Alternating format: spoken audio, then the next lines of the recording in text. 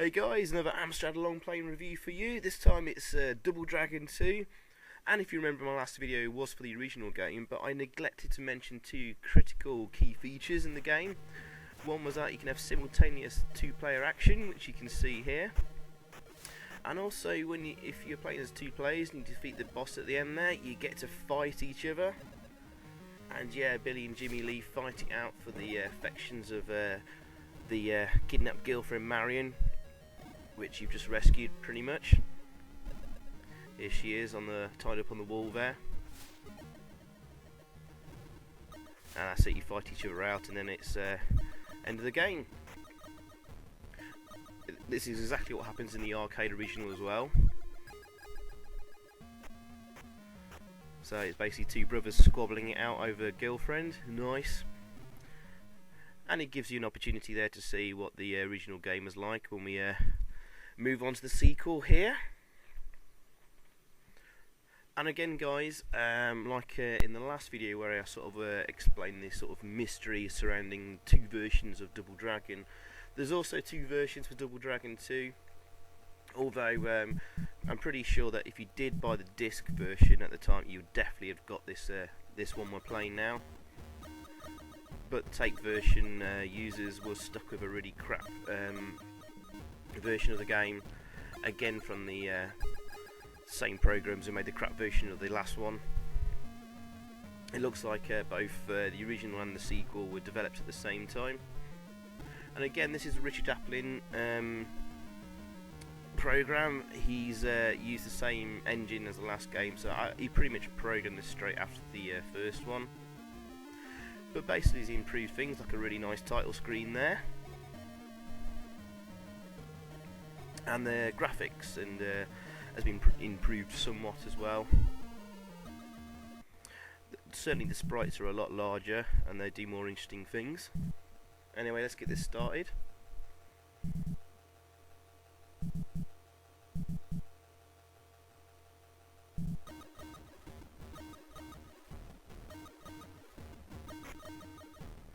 And here we are.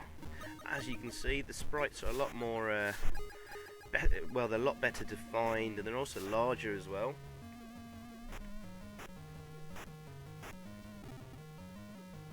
But it plays pretty much exactly the same as the original game, which is no bad thing. As you can see, that dude there, he likes to run. He also does cartwheels at you as well.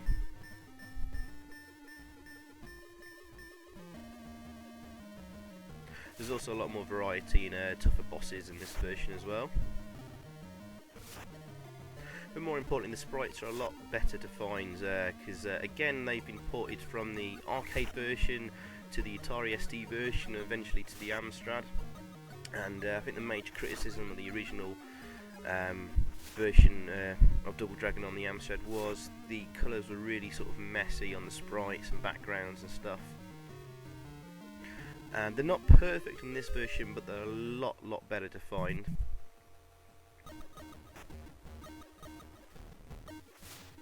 Here's the first mid-level boss.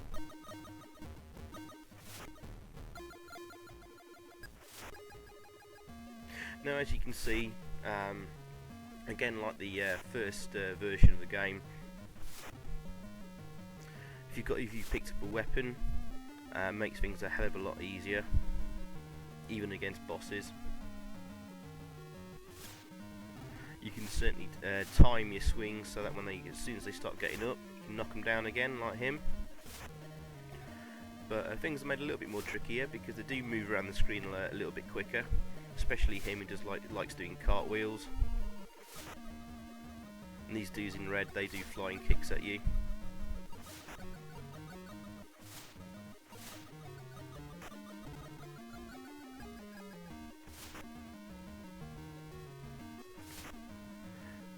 And you've probably noticed already, it's exactly the same music and sound effects like Double Dragon 1.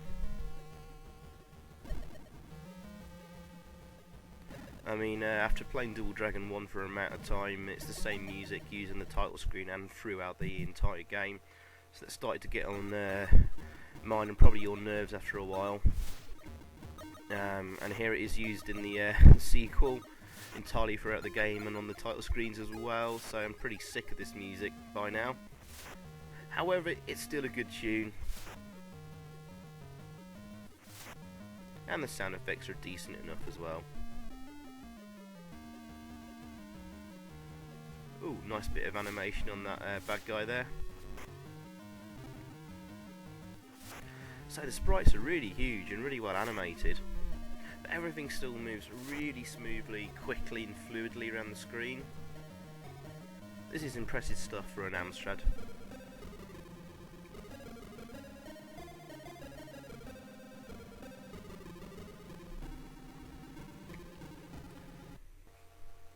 So not too many bad guys to stick with on the first mission.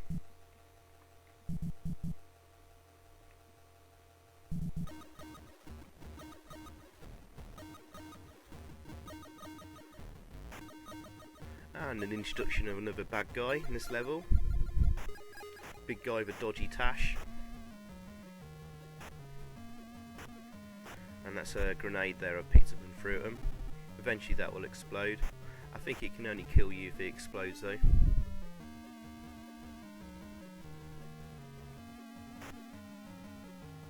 There it goes, but it didn't take anyone out.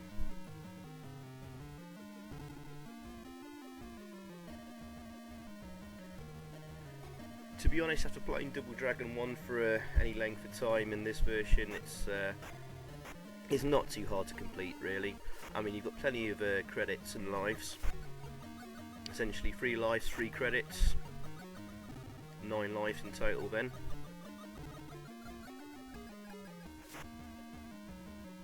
And really, apart from like the final level when you do get a bit sort of swamped by some of the bigger nastier bad guys, it's pretty easy all the way up to there.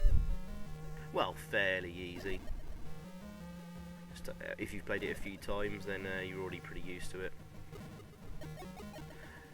And especially weapons make it just a little bit too easy.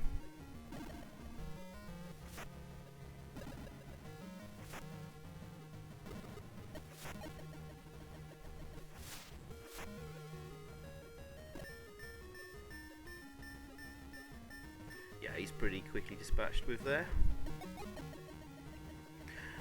And as you can see as well, there's obviously options there for 2 players. And like I said, I forgot to mention that in my first playthrough of Double Dragon 1 and video review. So after I complete this this long play, I've added just some extra footage showing 2-player action, and also whether you fight each other at the end. Well, you have to wait and see, won't you? Things just starting to chug a little, just slow down a little with that huge sprite there. Doesn't really affect the gameplay too much though, you just really notice it with the music sort of slowing down. Of course, hoping knock him off the end there. Yay! Oh, that boss there, I think he's got a little bit confused as to who he's just punching thin air there. Okay.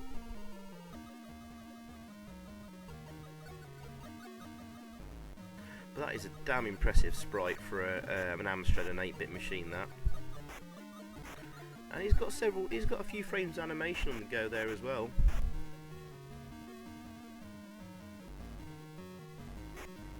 Now, I believe Richard Aplin, who did this version, went on to do Final Fight on the Amstrad, which pretty much throughout the game used absolutely humongous size sprites, but was a little bit too slow. But I guess this was his testing and proving ground that you can have like massive sprites in a sort of a scrolling multi-sprite game like this and beat him up. I mean, Renegade and Target Renegade are great games, great beat 'em up games, but the sprites are titchy compared to this.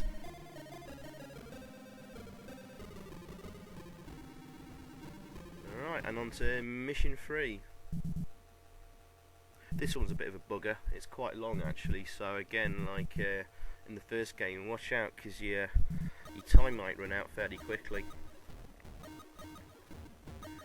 So get hold of the weapon as soon as you can at the start here. You temporarily can't get knocked down. You see my guy was flashing there, so just use that brief amount of time to pick up the weapon.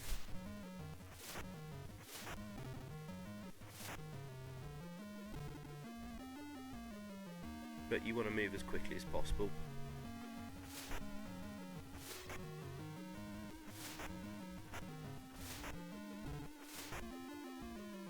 Yeah, your kicks are slightly quicker than using your weapon you've got in your hand. So you notice there, took that guy out with a kick because he was getting really close to me. If I'd swung my weapon, he would have probably knocked me down. So you got to use your brain at some points and reflexes.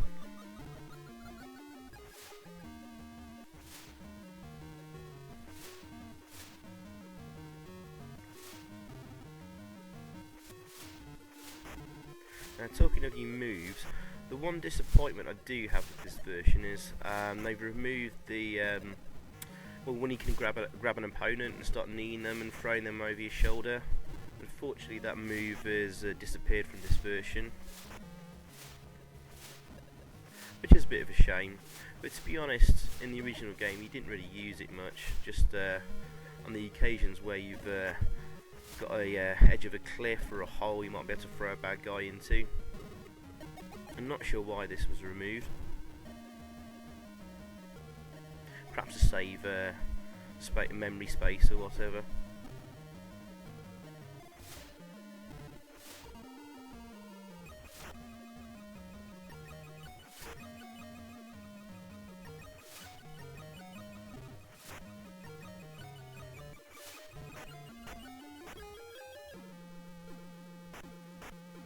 Ah, damn it, it's kicking my ass.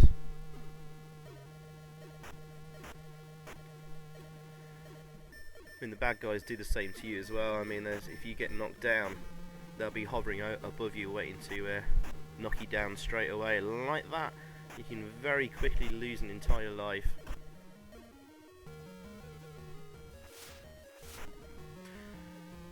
Just going back to moves, I'm not sure if the back elbow works on this or not. I can't remember now. I don't think it worked very well in the previous version, but I think he fixed it in this one.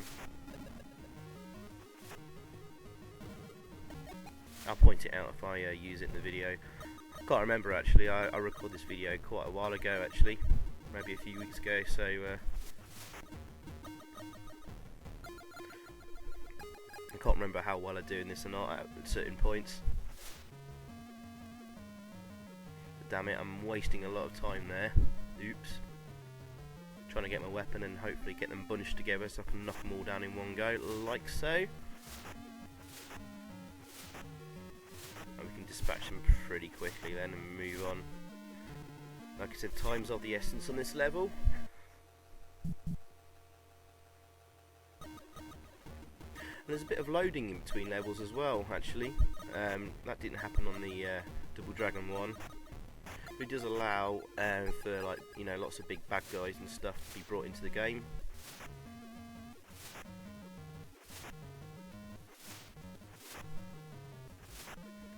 That's the benefits of having a disc version only of the game.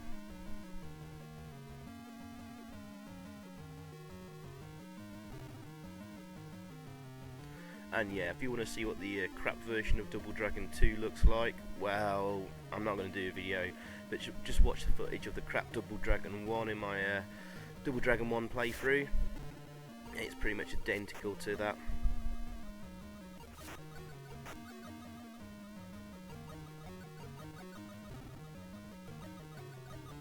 It's interesting to know then that Virgin made the programmers develop both Double Dragon 1 and 2 at the same time, one after another. I suppose it makes sense, but I guess that's why Virgin Mastertronic went a bit apeshit at the programmers for making such a hash of it, because they got two Duff products on the hand rather than one. So, you know, that's the... Oh, there's the elbow working there. The elbow does work. But yeah, and it was saying, anyway, that's the pitfalls of developing two, you know, the one game and the sequel at the same time. If one's crap, both will be crap. Anyway, thank God for Richard Aplin and his rewrites. I have to say though, the Spectrum version of Double Dragon 2, I think it did get a rewrite itself.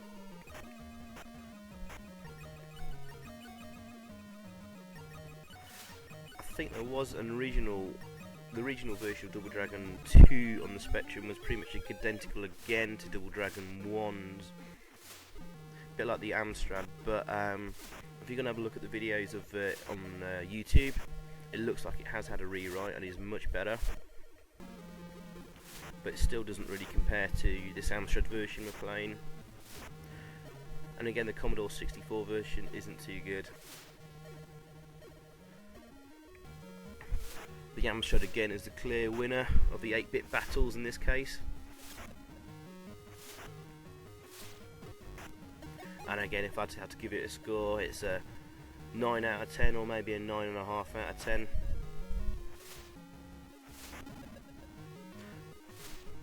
Oh dear, we're running out of time on this level. Did warn you about that.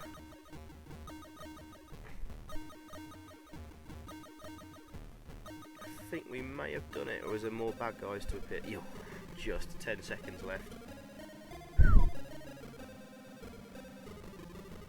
Now mission 4 is quite a very, very short level. There's only about 4 guys to defeat on this, but they're big and nasty. But you have the opportunity to knock them off the edge there. Be very careful. Some nice background graphics there actually. Whee! I love beat 'em ups where you can do that.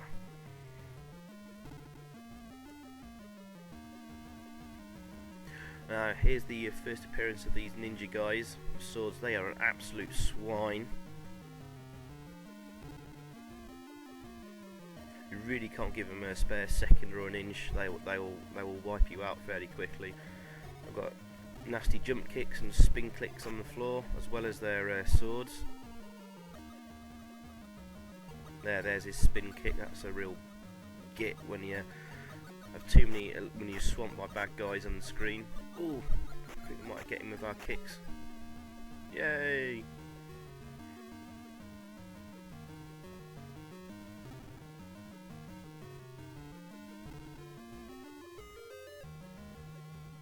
Ah, just one more to go. Let's lure him to his death again. We got him. See you later, sucker. So, right, on to the final mission.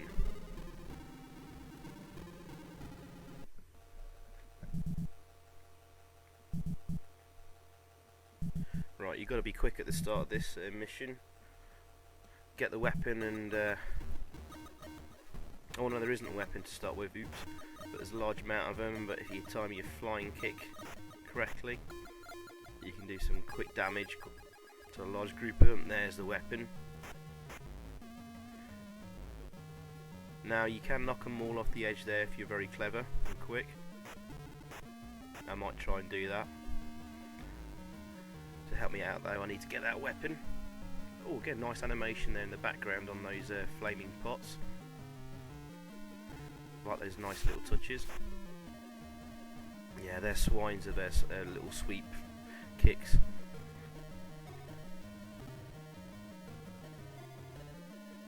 You want to give yourself some breathing room, then run around the screen and do some flying kicks. But again, mistime them, and they'll end up knocking you down quite quickly. Oh well, just lost my first credit there. Again, guys, not my best run of this. I've done it in 1 credit before.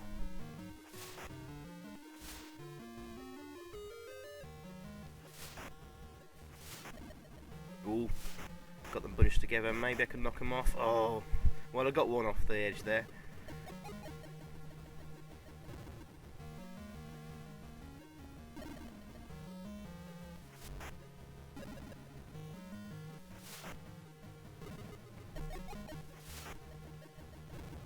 Hey.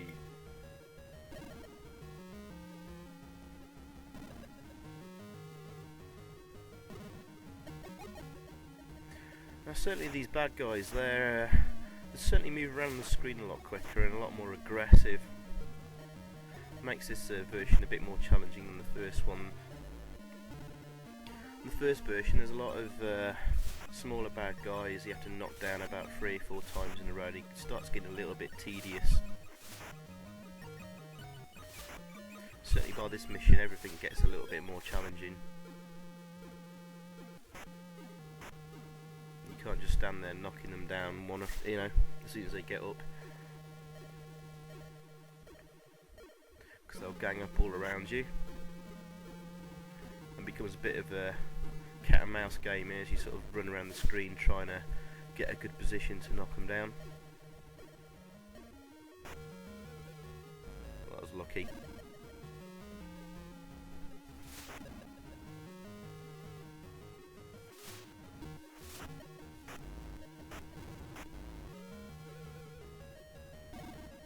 But really there's not that many criticisms I can really level at the game. For an arcade conversion you really can't expect much better than this on an 8-bit home machine.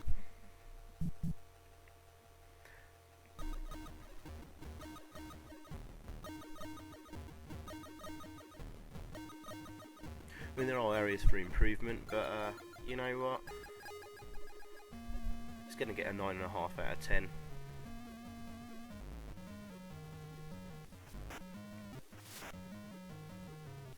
You're not going to get much better beam-ups than this, especially when you have 2 players simultaneous action, the amount of levels and bad guys involved and the variety.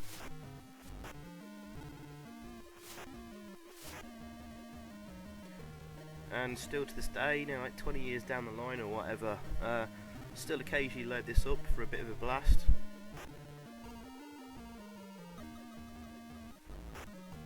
The game really sucked, I wouldn't play it again, you know.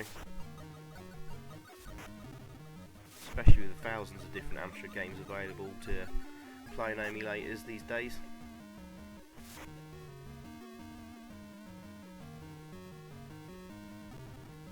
Okay, we're getting towards the end of this game now. We've got an absolutely massive battle at the end here. There's absolutely tons of guys to defeat before the boss Big Willie appears. And here's the final arena.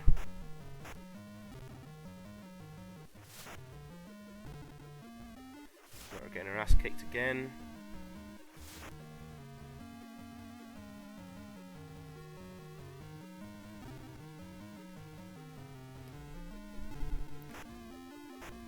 The best thing to do is try and take out like the guys in red, the guys that will always pick up the weapon. So if you do get knocked down or whatever, you can always run around the screen and wait for your opportunity to pick up the weapon, but he might get there before you, so try and take him out as quick as possible. Because the ninja dude and the guy in the glasses here, they don't pick up weapons to use against you. I mean, the green ninja guy has already got his sword, so...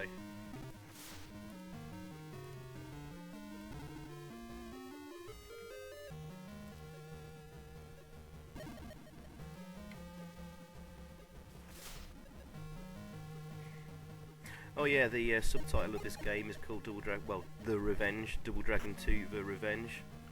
Because basically I think the girlfriend you rescued in the first game, Marion, she's been killed. And this is you taking revenge against the gang for doing so. So you're basically avenging Marion's death.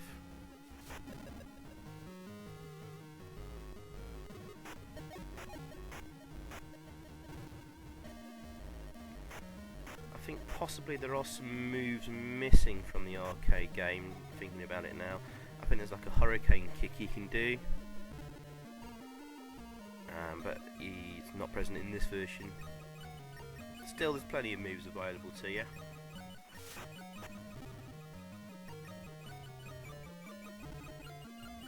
Damn it, lost another credit.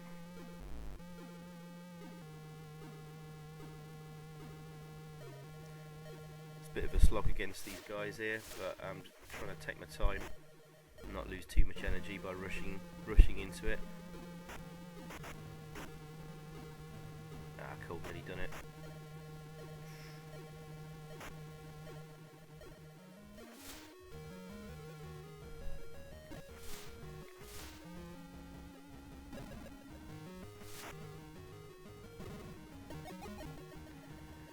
Sweet, and we just got like another load of them to get rid of.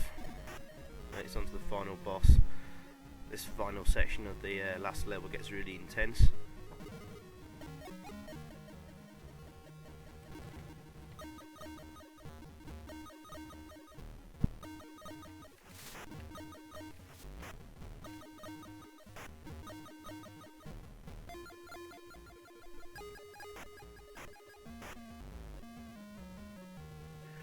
And yeah, I said earlier in the video I'd add some extra footage at the end showing 2 players in action and what happens when you defeat the boss. Really, well, I might as well just say now, if you're as 2 players and you kill the boss again.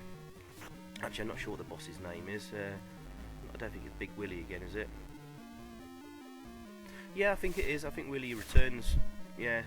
Reading up on the Wikipedia, I think it is Big Willy. Anyway, if you're 2 players and you kill Willy again, then in the arcade original, each player had to fight a clone of themselves.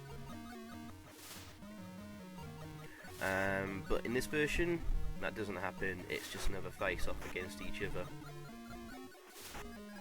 Billy versus Jimmy.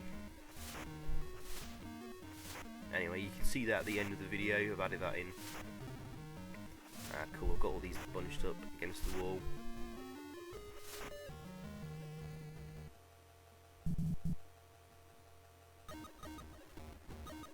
Oh no, more guys to knock down first of all. I thought that was the last bunch of bad guys before the boss. I was wrong.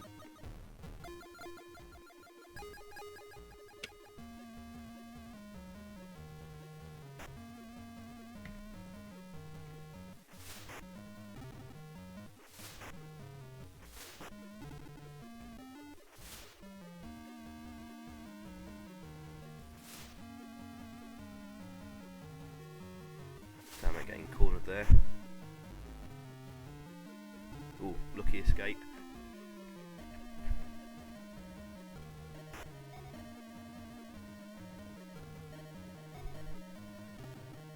Use your flying kicks to get out of desperate situations.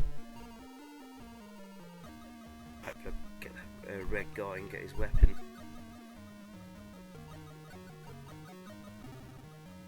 Alright, okay, nice one.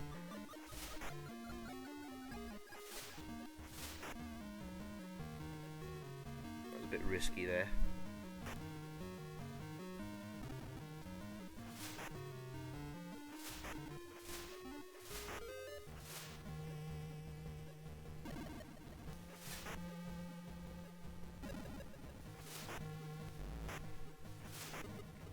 Oh yeah, and there is a bit of an ending this time, unlike the first version that just gave you a mission complete message, then just switch the game over screen.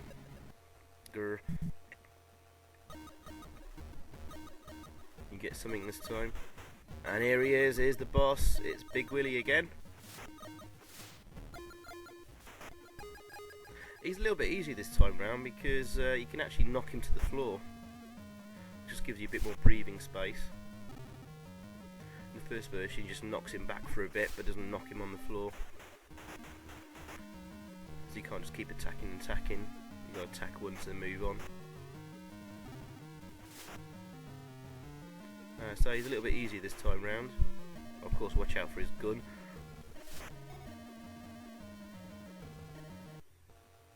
And there we go, we've done it. That is Double Dragon 2 completed. And yay, at least this time we get some kind of ending, even if it is just a pretty boring scrolling message. Oh, it says Marion can now be rescued and life can continue happily ever after, or can it? Well, hang on. I thought the plot of this game was she was killed after the first game, and this is called the Revenge. We're getting revenge for her death. Oh well. Well, anyway, it's nice to know that Marion lives. At least in Amstrad world. So yeah, overall 9.5 out of 10. Same score as Double Dragon 1 version. Both can get 9.5 out of 10. And that's the game over sequence there. Nice little bit of animation.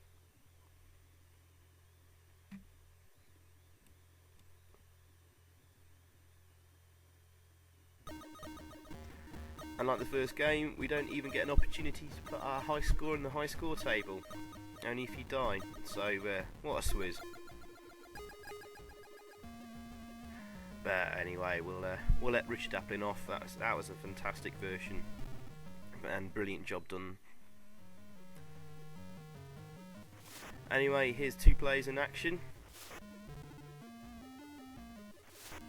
This time they've got different hairstyles and hair colours to each other. Unlike in the Double Dragon 1.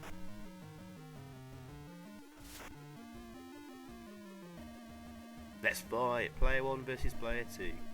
So you're not fighting clones of each other. You're fighting each other just like in the first one. So there you go. Anyway, thanks for watching, guys. I hope you enjoyed, and see you soon.